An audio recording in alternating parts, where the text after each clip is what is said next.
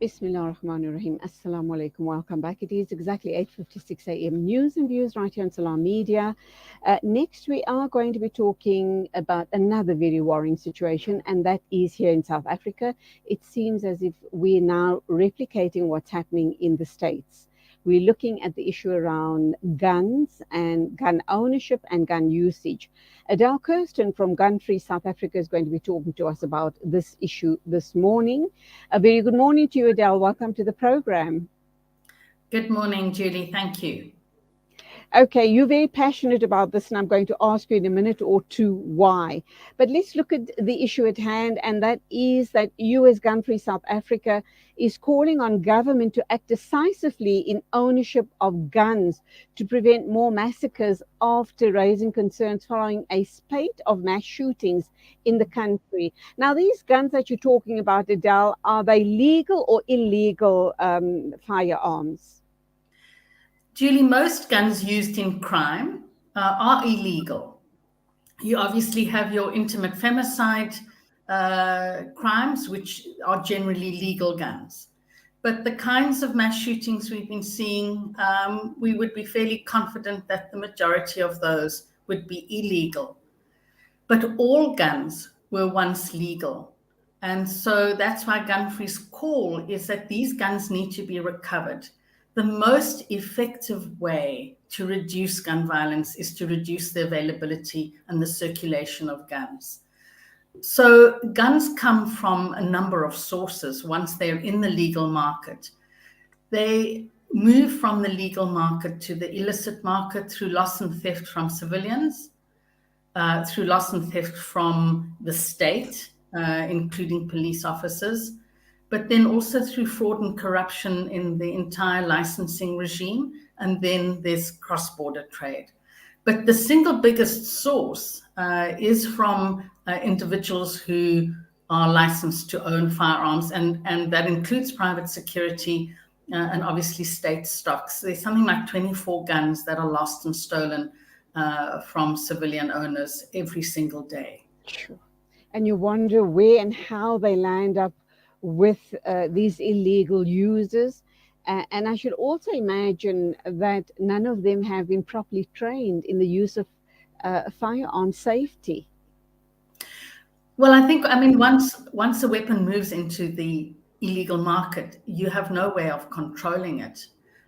You don't have control over who owns it and uses it, and you don't have control over the number of weapons that are in circulation.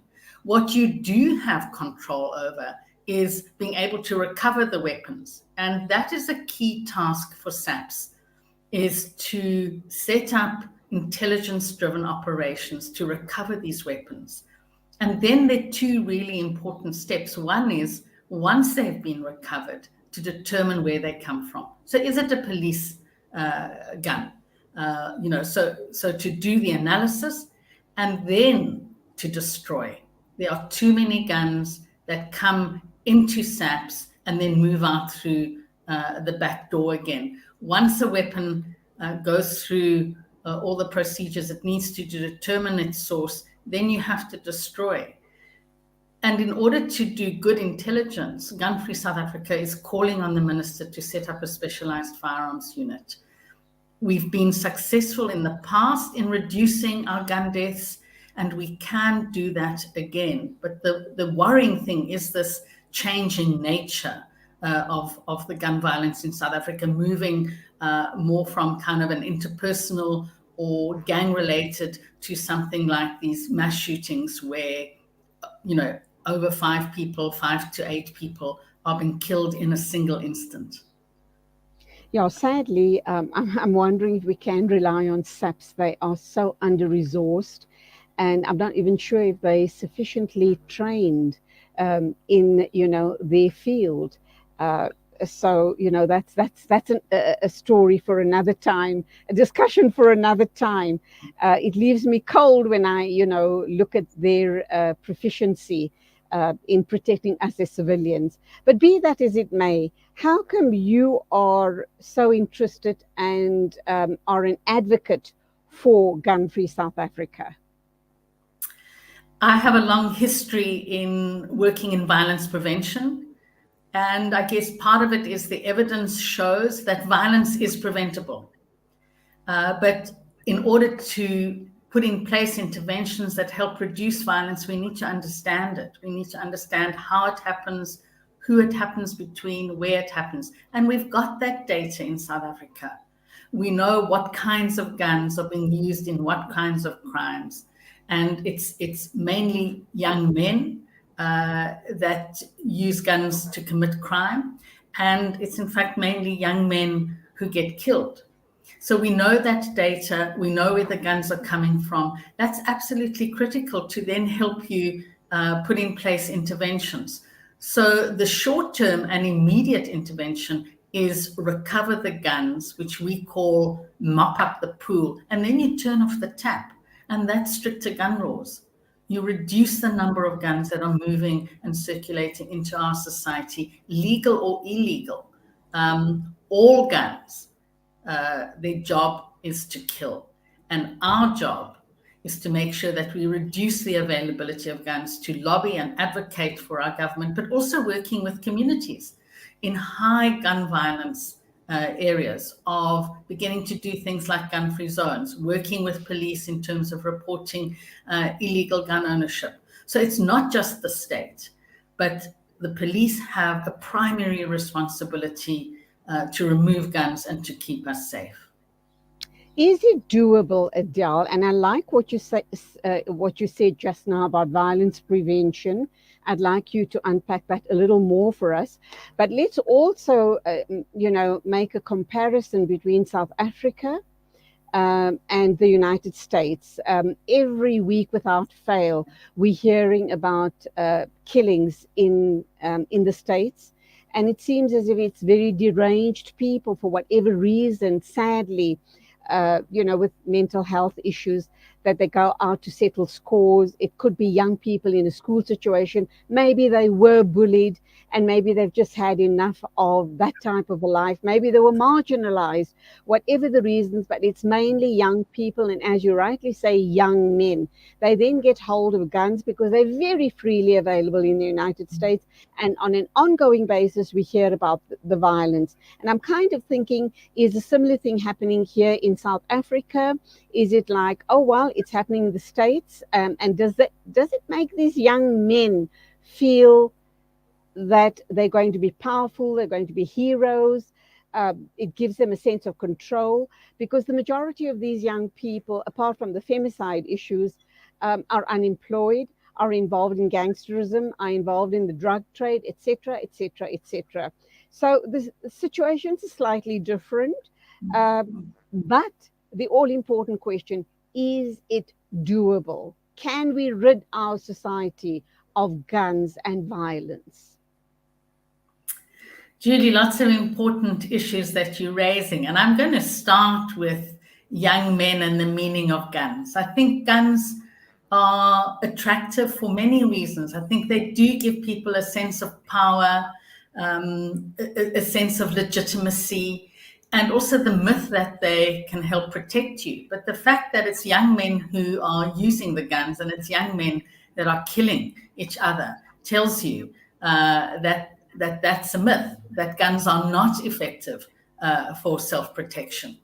So those are long-term interventions about addressing the issue of how young men think about themselves, the issues of masculinity. Those are long-term interventions, and there are lots of organizations inside South Africa working on that. The World Health Organization has a body of evidence, as we do here in South Africa, which says that the quickest and the most effective way to reduce and prevent gun violence is to take the weapon out of the equation, so to reduce the availability. And one of the ways you do that is through strengthening your gun law. If we look at the US, which is a complete outlier across the globe, most countries across the globe adhere to a set of kind of United Nations sort of principles, and South Africa adheres and has signed on to several important international instruments. The difference between South Africa's mass shootings that we're seeing over the last 18 months and the US is that in the US, it's usually an individual. In South Africa, what we're seeing is a group of 4 to 5 men, heavily armed, coming into a public situation, as in the taverns last year, but then also into private homes. So the motive would appear to be different. The form it takes is different. And we're not seeing the kind of numbers that you see in the US, which is 24, 35. And I think one of the things one has to look at here in South Africa is the issue of organized crime and things like extortion. So that would be one of the reasons. But the other thing about the US, and this is why it's really important to unpack gun violence and understanding what it looks like in different countries. And even in South Africa, it looks different in the Cape Flats to what it does in Alexandra or Ivory Park or, in KwaMashu. But in the US, the majority of gun deaths are actually by suicide. These mass shootings, although they bring a lot of media and they are shocking because of the number of people that are killed, the majority of gun deaths in the US is suicide. But that's then another reminder, it's part of the same analysis, is that easy availability of guns results in high levels of gun violence and gun deaths. Some may argue that the situation in South Africa is due to the fact that we have high levels of unemployment. And I guess I can agree with that as well. Because if you're unemployed, if you're hungry, you're unable to put food on the table, if you feel you have a very bleak or no future, you are going to get drawn into gangsterism. It is going to give you a sense of belonging, a sense of purpose, a sense of lots of money or whatever else is promised. So yes, they're going to get involved in gangsterism. Are we able to then break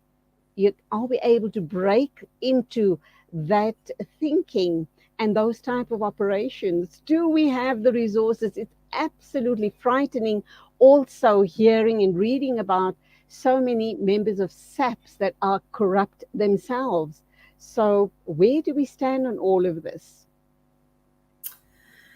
So again, I think what you're painting is a picture of a complex phenomenon of violence, not just gun violence.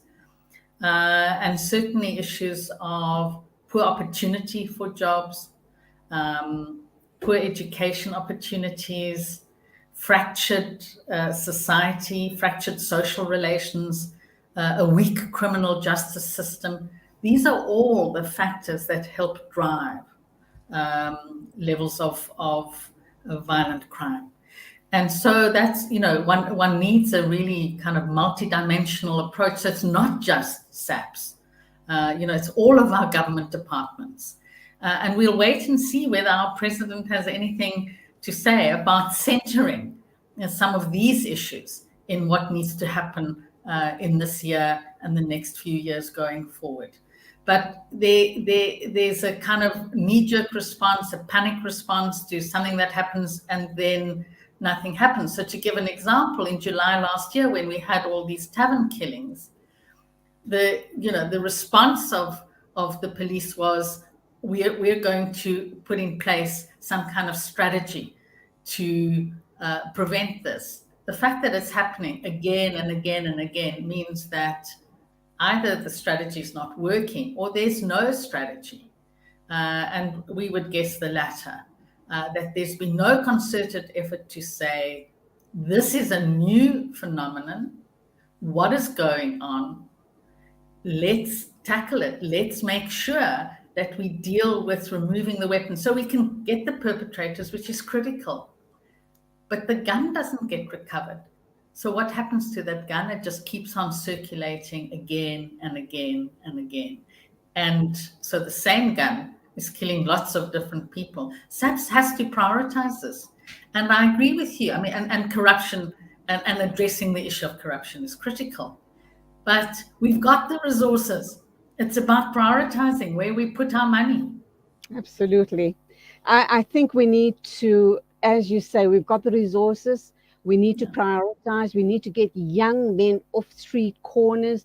We need to educate them or re-educate them. We need to give them purpose. And if Yeah. those issues are addressed, then hopefully we can move away from this very frightening situation of gun violence. But Adele, that is where we have to leave it. I hope to talk with you again sometime in the future. I'd like to unpack violence prevention in more detail on another show, but we'll get there at some time. You keep up the good work. Nice chatting with you. Thanks, Julie, and thanks for the opportunity. Violence prevention, there are lots of people who can talk about this. There's lots of good work going on in the country. So, definitely another conversation. Absolutely. Go well. God bless. Thank you. It is exactly 11 after 9 o'clock. News and views right here on Salam Media. Standing by to bring us the Blue News Bulletin of the morning is our correspondent, Zai Jadwood. Stand by.